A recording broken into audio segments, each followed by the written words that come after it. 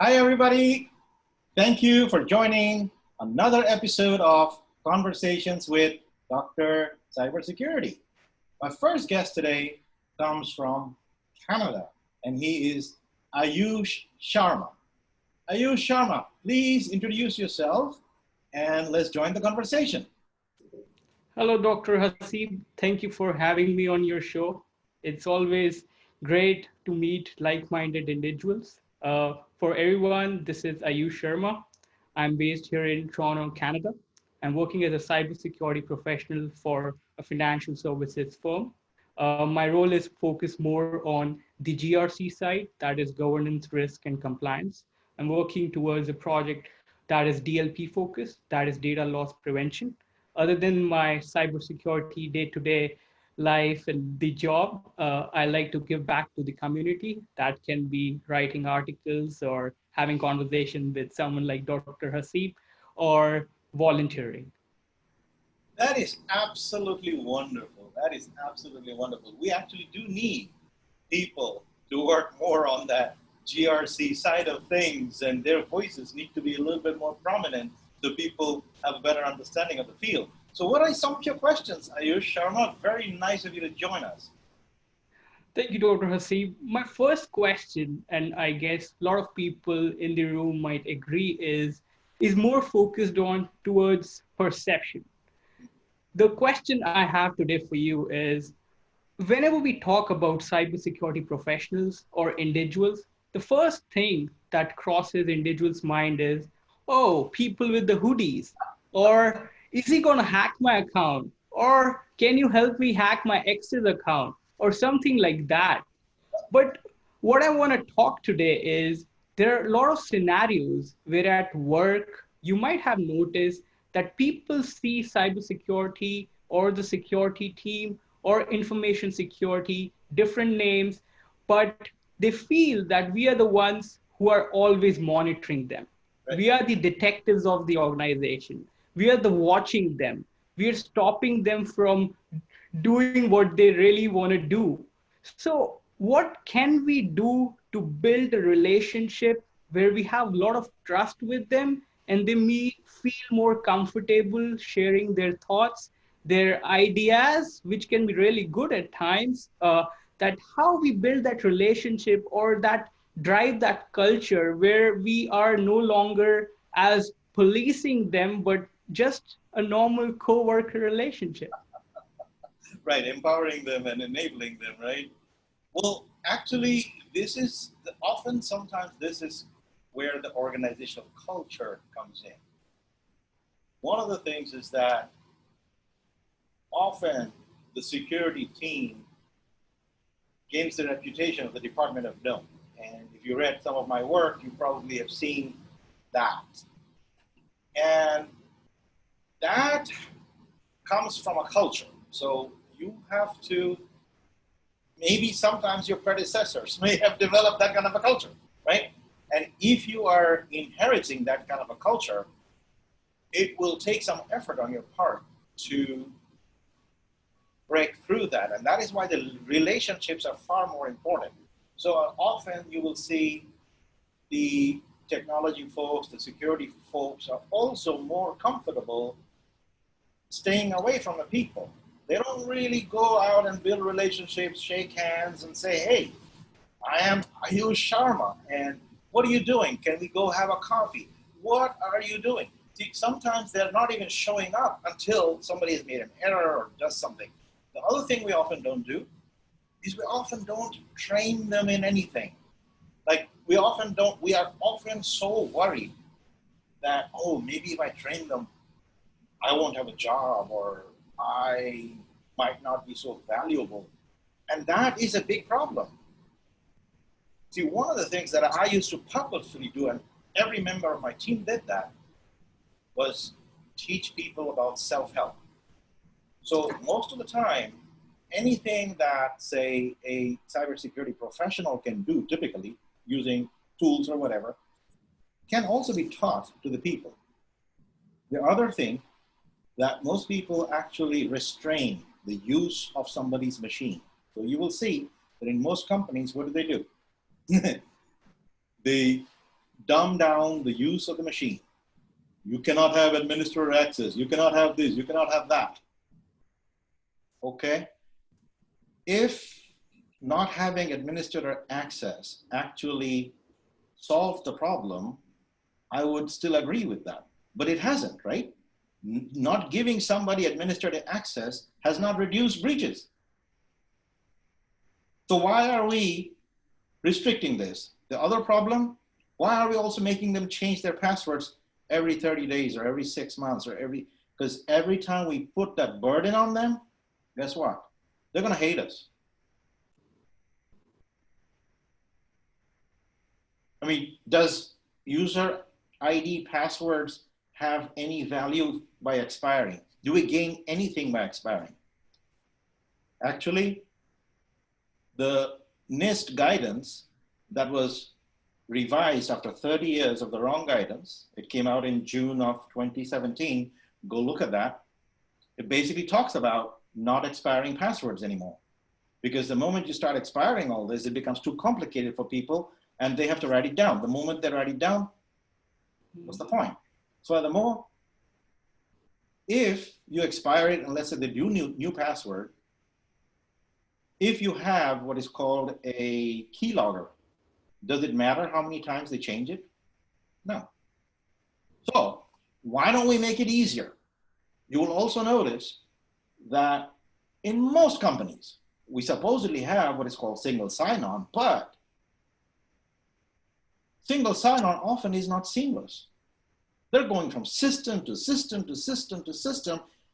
In a single company, they're logging into 30, 40 systems with their user ID and password, and sometimes the expirations are not even in sync.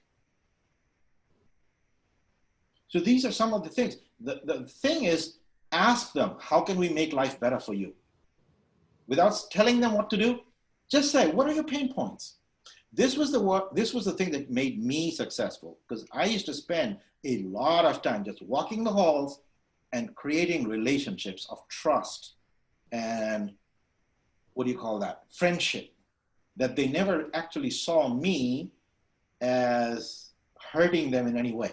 I didn't have password expirations. Yeah, I was one of the people that went against the old NIST guidance where they actually did talk about expiring password. Then they apologized. After 30 years of that wrong guidance, they did apologize. The guy who created that wrong guidance apologized and said, that is what created this bad culture. Also the complex passwords. Complex passwords don't solve anything. Putting all these characters and numbers and all that doesn't do anything. The best kinds of passwords are usually long phrases. And they could be just English phrases that somebody will remember.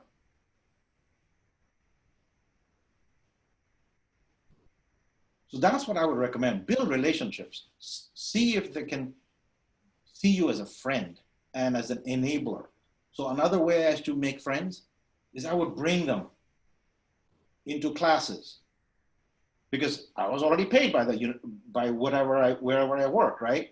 So it never cost me anything to bring them into a room, a whole team, so the whole accounting department or the whole HR department. I would bring them, train them on their things on how to do better. Not on security training. Security training does not work.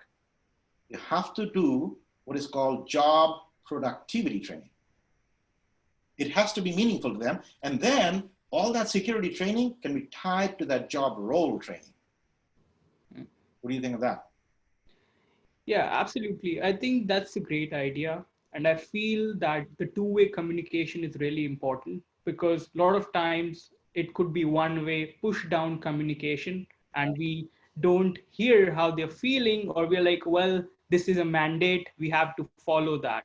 And I can understand from end user perspective, because that is what we're trying to do, is we want to build that relationship. We want to make them do the things right way, but we also want to do the things securely. So absolutely, that's a great suggestion. Absolutely, and also representation. So when I used to make policies, my department never made policies without representation. So there was a board, and actually it was the board that ruled that we should not have password expirations. We argued about the advantages, disadvantages, right? The only advantage is if the password is ever compromised and you don't have keyloggers, okay, then somebody cannot get in. But most often, if your password is compromised, user will usually know it. There will be a sense of that. Furthermore, we wanted to make sure that if a user is doing something in an external system, that password and other passwords could possibly be in sync so that they have some sanity. Think about the number of times that a person will have to do legitimate work on outside the organization. How many passwords are they going to remember? So what else? So that was a good background in terms of how we can build relationships, and that definitely, I guess, the audience would have enjoyed how the perception and trust, can be built over the time. Right. So now taking you from the relationship aspect or to the friendship aspect, I want to talk about cyber war. And when I say cyber war, what I want to say is, considering the current environment, cyber war is the battlefield of now. Yep. And when you have a war or a battle, you need to have your army up and ready. And when I say army, I'm talking of my employees or my human firewall. Yep. And when I talk about human firewall and considering the global pandemic, and every cybersecurity professional can imagine the amount of hard work they're putting in and the different ideas they're thinking, not only to make sure that people who are working remote work in a efficient and a correct manner, but at the same time, making sure that the organization's data is safe and secure. But at the same point, Dr. Hasib, there is a very important component of reinforcing the message of awareness or security awareness, those trainings that security team is known for, or those phishing tests.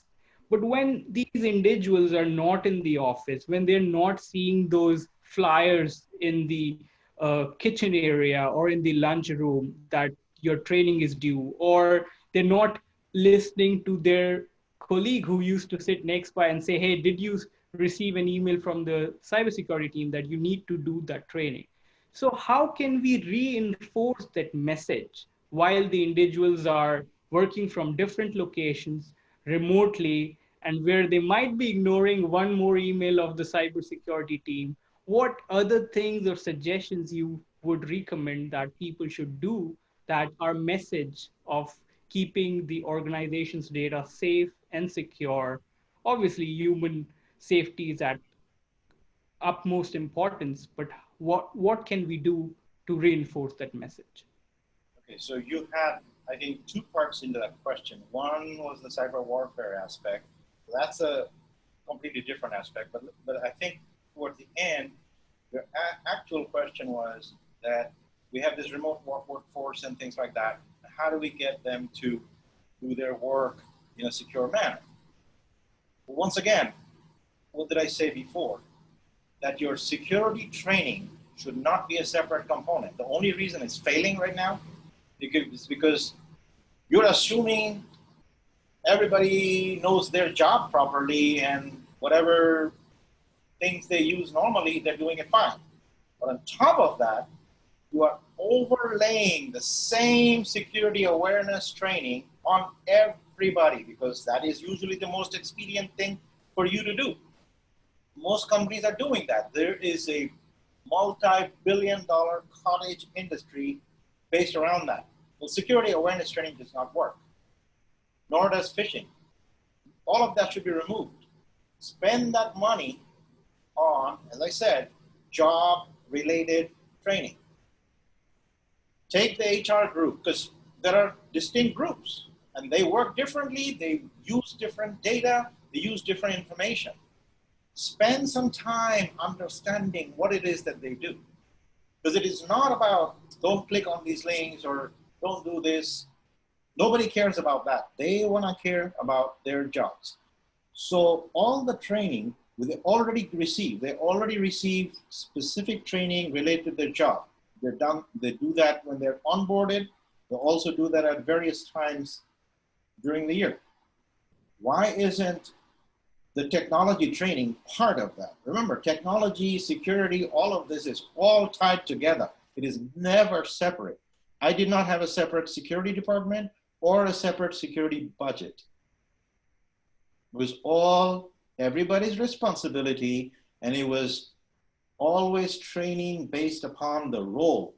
If it was a nurse, we knew what systems they would use, and so it was tied to the nurse training. If they were doctors, it was tied to the doctor training. We never did separate cybersecurity awareness training or anything like that. That doesn't work. This is the way I led organizations for 30 plus years. You see, it was always about technology's job. I was never security. I was a technology enabler. I was a business enabler. My job is to make you more productive and more innovative. So tell me, what are your pain points? What technology is not working for you? And I would spend hours. So when I became CIO at the Baltimore City Health Department, do you know I spent 3 months not doing anything, just learning. I would sit with a variety of people. So they were restaurant inspection people. I went with them to restaurant inspections to see how do they do it? What technology do they use? Do they use paper? And what data? What kinds of data do they collect? So it was 3 months of just learning every aspect of the organization before I developed my strategy on what to do. And my strategy was very simple. I was just going to make them better at their jobs. And everything else, I would teach them on how to do it better. I was shocked, actually, that the nurses had never received training on Microsoft Word. They had never received training on Excel or anything like that. Well, if I go to a person who hasn't even trained on those basics, they don't even know how to move data from computer to a thumb drive. They don't know how to do that. So on top of that, I'm just telling them all the security related, it's never gonna work. I taught these nurses how to encrypt thumb drives because it is very possible that the nurse might take information home on a thumb drive, and if it is not encrypted, how much danger could that be? As a matter of fact, a case like that did happen. One of the Baltimore City officials actually lost some data on an unencrypted thumb drive that was lost, right? So these are basic things that we have to do. And that is part of the problem. But it was fantastic talking with you, Aayush. Thank you for coming to chat with us. And now I am ready to bring in my next guest, Dr. Liz daRosa. I did that well. Thank you so much for having me. So a little bit about me. I'm an academic. I've been teaching and been in administration for 22 years. About 6 years ago, because of a layoff, I figured I needed to retool. Maybe I knew education would always be there for me, right? But I figured I had to retool. And so I dabbled in the digital world, and then just fast forward 6 years, and I've got 56,000 connections, and, and I've got my own business. And, and I help people leverage the digital world with branding and attracting top talent and everything like that. So while I still teach, it's nice to have a different aspect to, my professional life that I've just learned on my own and hasn't been courses that I've been taking. Mm-hmm. This is amazing, amazing. So you actually reinvented yourself pretty much similar to how I did it after a layoff. I mean, sometimes layoffs can be great. Absolutely, right. And actually it was great. I mean, it was a relief. It was a toxic environment. And I was like, you know what? I'm gonna just give this a try, and it was LinkedIn was the first platform, and and I love interacting and meeting with new people, because you know what, you can be a different person, you can reinvent yourself in the digital world. I am an introvert, And people that see me on, you know, in the digital world are like, there's no way. And I am. But I know, right? But it gives me permission to kind of let it all. I know Tammy's like making faces like, no, she's not. But it is. So here's my question, and I had to do something a little unique. So I'm a sociologist by training, and so I look at how groups of people interact with groups of people and our perception. And so kind of had a nice lead in with the hoodie, and I thought you were going to take my comments. So I teach my students about cybersecurity, but unfortunately it has to be framed because of my class in cybercrime.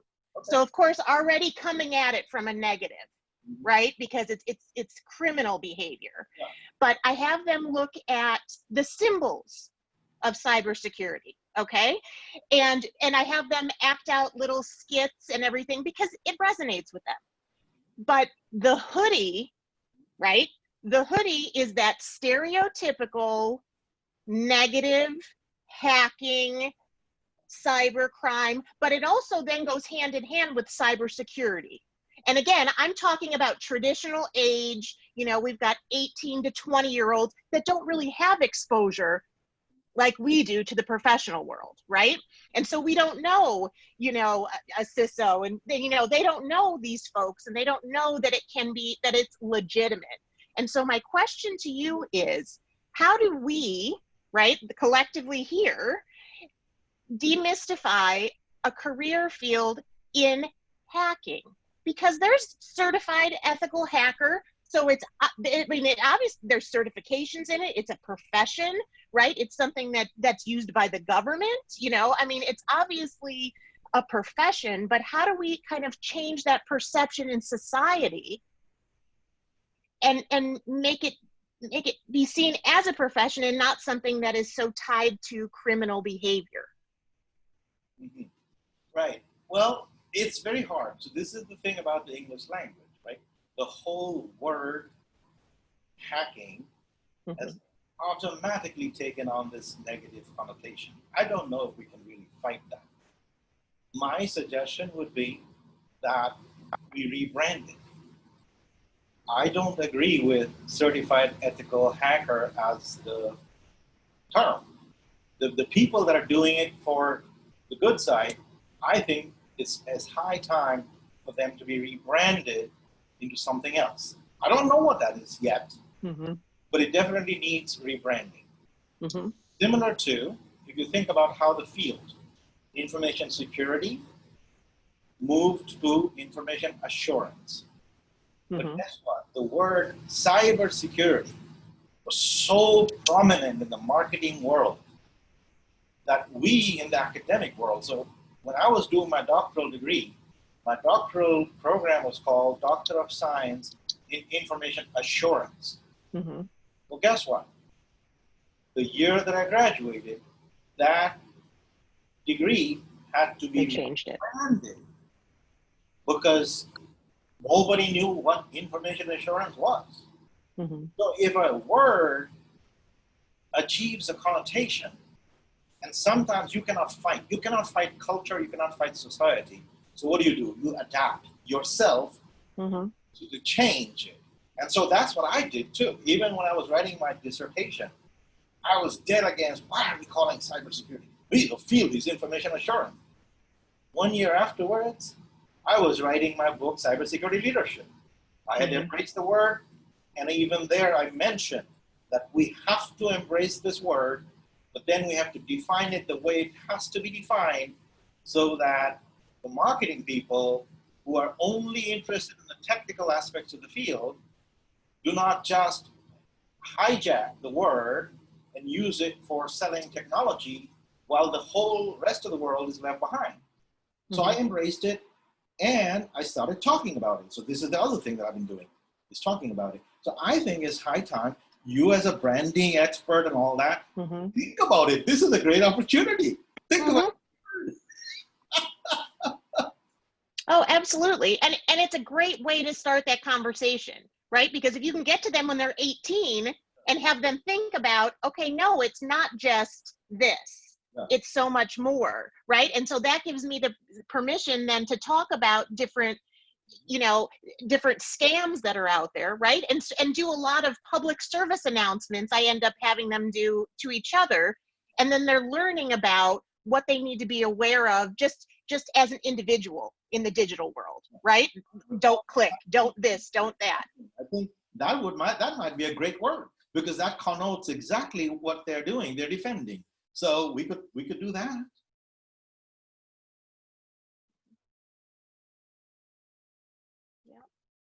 Yeah. That's a fascinating question. I'm glad you asked that. Yeah, but it does have to be demystified for sure. I mean, because it's very negative, Right. I think.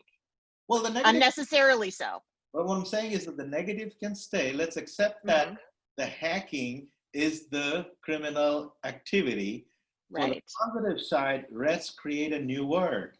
Mm-hmm. Clearly delineate the definition, talk Right. about that, and all that.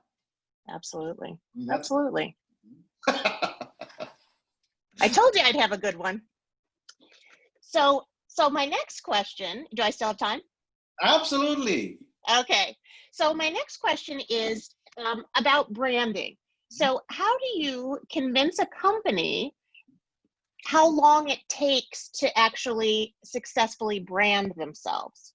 Because so many people that I'm talking to, right, that are small and medium-sized businesses figure, you know what, if they put out one tweet, that's branding, right? And that all of a sudden people should then start calling their phone number, going on their website. And I explained to them, I mean, this is a process, right? And so, you know, I mean, you're out there, you're branding yourself. And so how do you get that across? How do you kind of, you know, help them see the light, as it were, that it's not just the result of one tweet, that it's consistency and all of that? Yeah, well, there are two things that we're fighting there. First of all, a lot of people don't realize that the marketing world has changed. So many people are still in that 1970s world of marketing, where they're thinking of this ad and all that, and they're thinking the tweet is an ad. They don't realize that the tweet is not an ad. Because see, a typical ad is very short-lived, right? Very expensive, but with very short-lived results also. Mm-hmm. However, social media and social media marketing is all about relationships, and then branding, and not necessarily branding the company. It's more about branding the people associated with the company. So that is what a lot of people don't get. Right now, who cares about companies? Nobody cares about companies. And that has particularly happened because companies don't care about people. So companies have automatically taken on a very negative connotation in the marketplace. Okay, if a company is literally laying off people left and right and stuff like that, see, in the olden days, in the olden era, companies had brands and people didn't, mainly because companies had the marketing dollars to promote their brand and the people did not. But in social media, it is completely reversed. We now have bigger brands than most companies. Many people don't even know some of the universities that I work for. Most people came to know of the universities and the programs because they got to know me. Right. All right.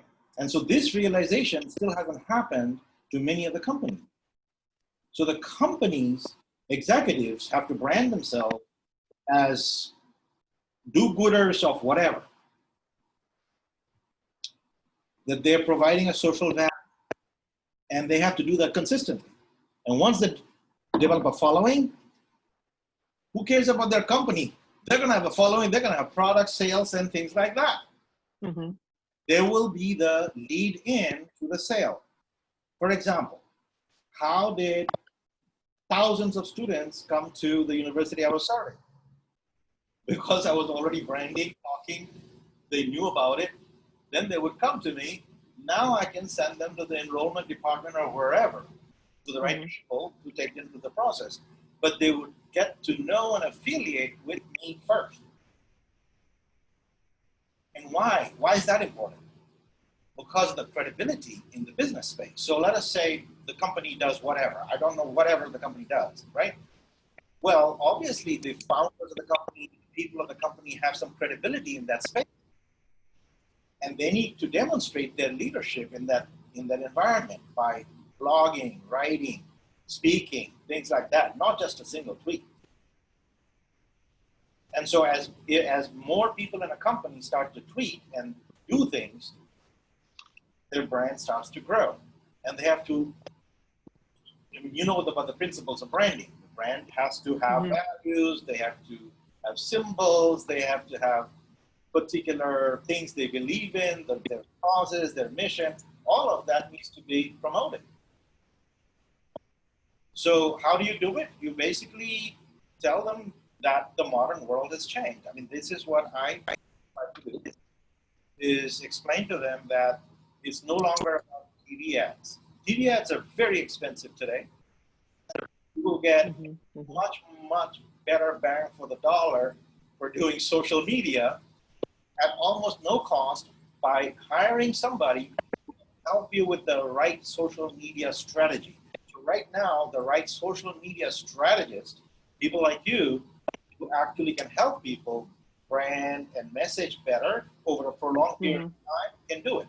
How do I do it? The same way. I mean, my brand didn't get developed overnight. Long time, and what have I been doing? Knowledge sharing, knowledge sharing, knowledge sharing. What does that create? It creates credibility. It creates enough people like the message. And then it has to be done with some showbiz environment in there. Why do I do these shows? Because you got to do that. That creates that creates that entertainment value. Once you start to get your knowledge sharing and all that to the entertainment value level, the brand goes even bigger. And that's what people need to be doing. Right. Okay, absolutely. I think you have one more question. Well, no, I mean, not really a question, but, you know, relationships online can actually become quality relationships. I mean, you and I met on LinkedIn, and then we met in person, you know, and we've stayed in touch and we support each other. And I like to think that we're brand advocates for each other. Absolutely. You know, and why not? Absolutely. So cross-branding. So you mentioned, this is another powerful thing that a lot of people don't understand. That once you develop a brand of your own, the only way for your brand to grow is to partner almost sympathetically, symbiotically with other people who believe in your values and are doing same kinds of things.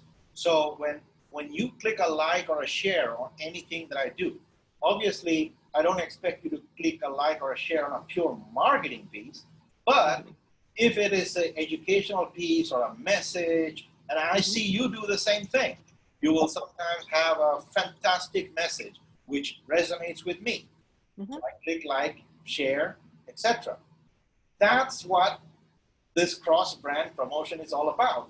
I see a lot of people, all they're doing is promoting their own company. That does not sell in social media. You have to give people valuable things. Right. Well, and that's not somebody who you're drawn to. Correct. Because absolutely, if you reached out to that person, even if they have a wonderful brand, they're never going to want to support you, right? And you definitely want people that are going to support you in whatever way that is. And it isn't always, you know, the equal isn't always, you know, liking and sharing. You know, it could be making an introduction. You know, it could be something else. I mean, everybody's got a different value in what they can bring to that relationship.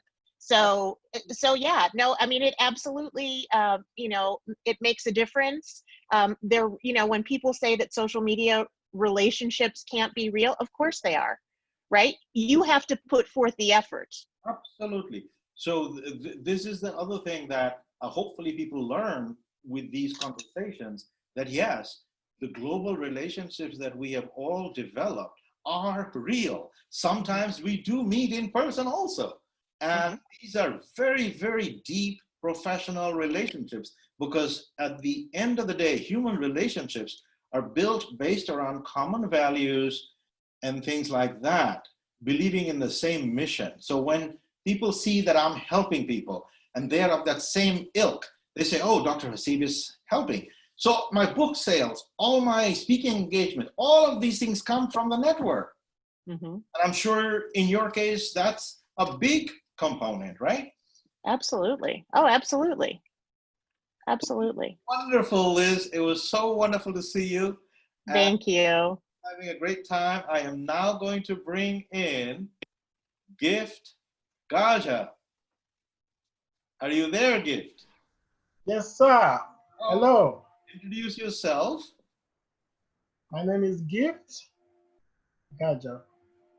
I'm coming from the platform of an engineer, architectural designer, a farmer, and now into cybersecurity.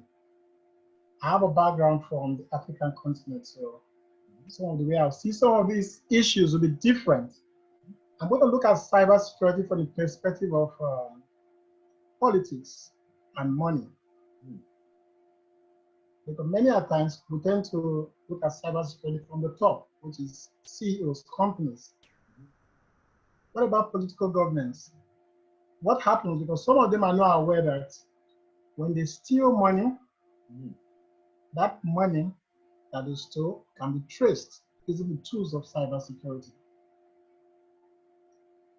Now, cybersecurity has now become a tool that can be used for the good of the people and also the government.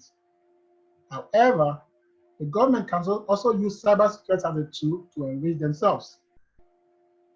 Because in most cases, it's very difficult to establish financial crimes in Africa. And financial crimes happens to be one major part of cybersecurity.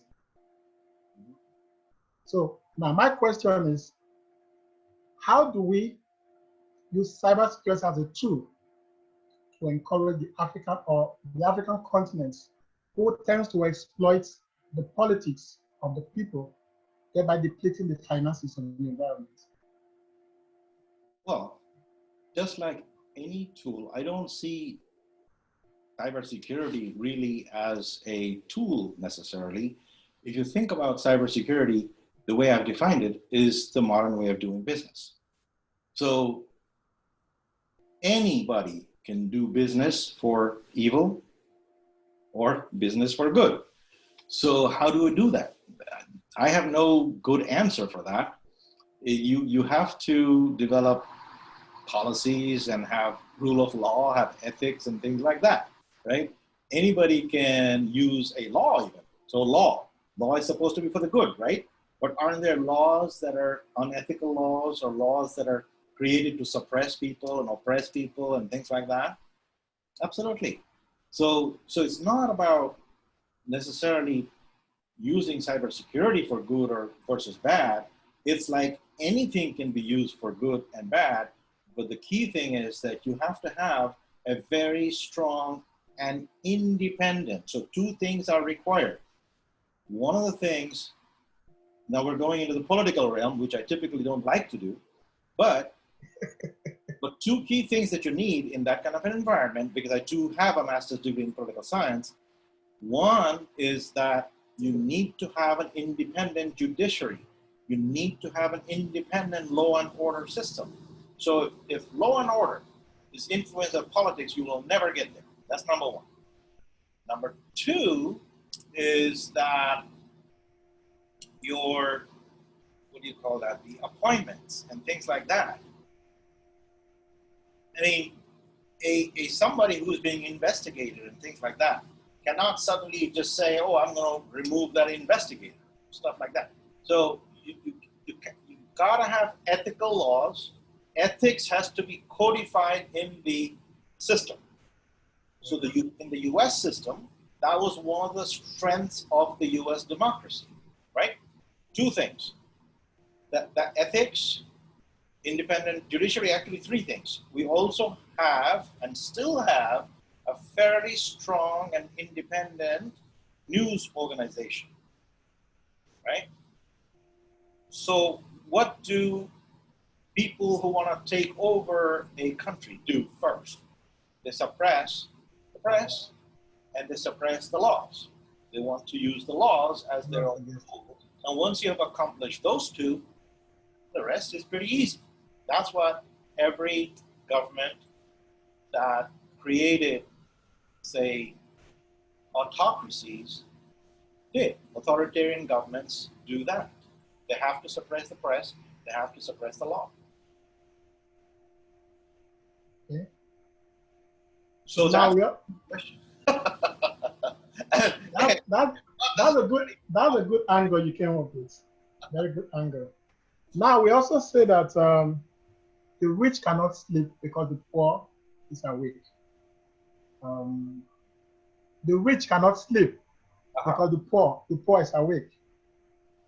So that goes to say that how do we use the knowledge that we have right now to encourage the African child who knows nothing but I just got a phone and I have to chat with someone, doesn't have recognition for boundaries, he just knows that he's chatting with someone in Europe. However, using the strength of the internet, it has now breached the entire world into like a small village. Now, when he crosses certain types of boundaries and he gets himself into troubles or problems, he's not even aware because in his own country, he's just doing what everybody seems to be doing. So if we have like a program that we can use to the African child to encourage them towards some of the plays you play using instruments of the internet on your smartphone may be played to you, but it may be dangerous to someone else. So putting that in retrospect, an awareness program, like selling our ideas that we're picking on from the environment we are placing right now to educate people back at home, knowing fully well that some of their actions may cause us sleepless nights at our environments. So it's what I want us to look into. There were times that I couldn't hear you. I'm going to try to rephrase what I think I heard. Okay. Probably talking about a situation where some people are working but not necessarily getting the fruits of their labor equitably. No. I'm looking at the concept of, and let me hear it louder because I couldn't hear it. I'm looking at the concept of an African child who got a phone and he starts chatting with someone in a different country. Right. Now, there are international laws, but within that child, the child does not recognize boundaries. Because the child is chatting through the internet. Okay. Assuming I'm talking to somebody next door. However, the person next door will be in a different country. So much so that those actions that is taking place right now becomes a breach of the law in other person's country. Why this person in his own country deems it fit to say, I'm just chatting with someone, it's just like a friendly chat. Mm-hmm. However, he has crossed certain boundaries because the internet this time no longer recognizes boundaries. So how do we encourage people in those kind of environments so that they should know what to do and what not to do? Because in most cases, some of them are not aware. And they all start at that tender age. I see. So you're talking about probably children not being educated in the appropriate rules of behavior, values, yes, and things like that. Yes. Yes. A lot of that, again, there are two ways that children can learn values. One is through family and the other is through education. So this is another area where education, both from the parents, I think one of the other challenges is that if the parents themselves are not educated in the appropriate values, sometimes they don't have the time to do that at home. Yeah. Where did I learn my values? My mother used to spend hours on those values, telling us stories about how I should be living my life and things like that, and what is right, what is wrong. And then having open communication between the parents. Sometimes the children and the children are afraid of the parents, where they are so afraid that they don't say anything to their parents. We used to have open conversations. So during dinner time, for example, was a very sacred time in our family. Everybody had to come home for dinner and we would all be sitting and basically sharing stories. What did we do all day? I didn't know that was maybe one way for my mom to find out about what we did, what was troubling us and all that. And then we would be able to solve. And I didn't know that that was maybe going on consciously or unconsciously, but I do know that I always felt safe to say anything to my mother. Yeah. And then I would be able to get good, solid advice from that. I remember even 4th grade, 5th grade, there are plenty of stories in my life where things happen and I felt like I needed some guidance, and I would come home either crying or something to my mom, and mom would explain certain interesting value to me. So one was the concept of telling the truth. Another was the concept of always doing the best in whatever it was you were assigned. So for example, in 5th grade, I wanted a big role in a play, but I didn't get a big role. I got a role in only 2 scenes and only 1 line to say. Okay, so I came home crying. My mom said, "Why are you crying?" I said, "I only got 1 line to say, 1 sentence, only 2 scenes I will be in. I wanted a bigger role. I wanted to be the prince or something else."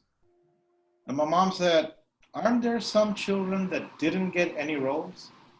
I said, "Yes." So she said, "But you at least got a role." And always remember that every role is important. Think of the earthworm. If the earthworm wasn't there, there would be big problems.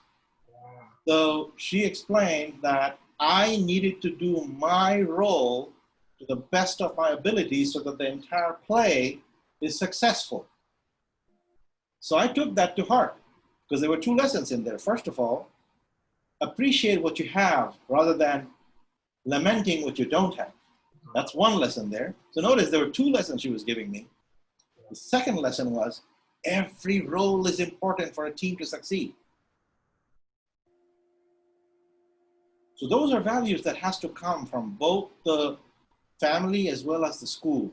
What happened was the school also reinforced the same things. There was a time in 4th grade where it was my word against the teacher's word. But I had earned the reputation of being honest. The teacher had not earned that reputation yet. So it was my word against her word, even though she was an adult.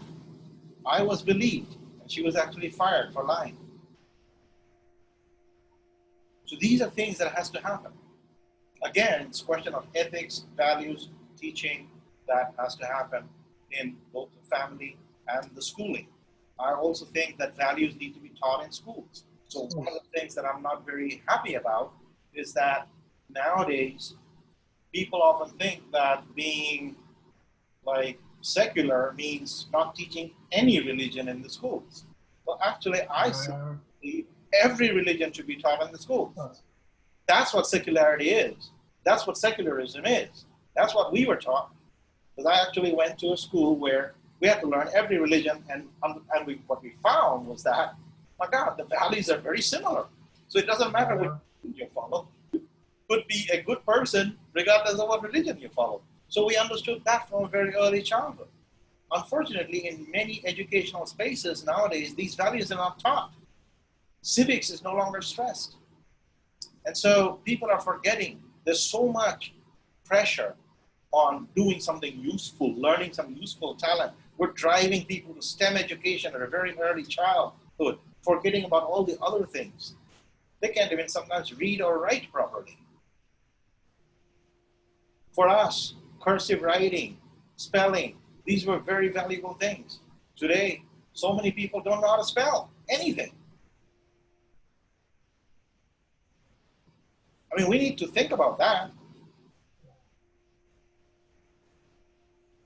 So I think this is not necessarily a question of Africa or Asia or anything. This is a universal thing. Everywhere this has to be taught the right way. I didn't go to school for my early education. It wasn't in America. It was someplace else, but I learned the values. And those values set me up very well here. Because the values are universal. Good values are universal. A good way of living life can be practiced anywhere. What else? I think we have one more question. Time for one more question. I'll come back on my question. I'll make a comment on All right. Dr. Lee's later. Okay, go ahead. Okay, thank you. All right, so this is wonderful chatting with you, Gift Gaja. It was great to see you. I'm going to stop the recording.